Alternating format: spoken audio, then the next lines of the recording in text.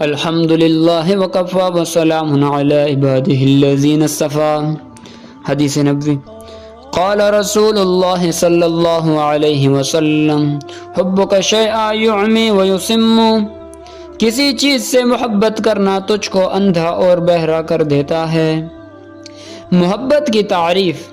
امام غزالی رحمہ اللہ نے محبت کی تعریف یہ لکھی ہے کہ پسندیدہ چیز کی طرف طبیعت کا مائل ہونا۔ چیز کی محبت انسان کو اندھا اور بہرا کر دیتی ہے۔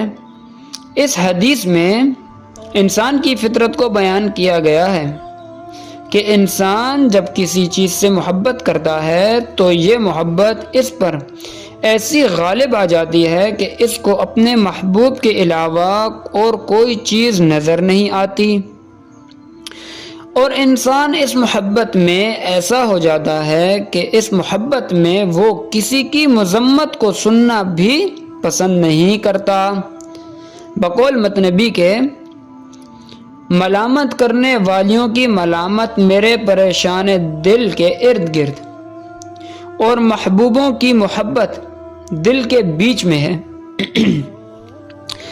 جیسے کہ علامہ شبلی رحمہ اللہ فرماتے ہیں، اے مولا، تیری محبت کی یاد نے مجھے مدہوش کر دیا، کیا تو نے کسی ایسے محب کو دیکھا ہے جو مدہوش نہ ہوا ہو؟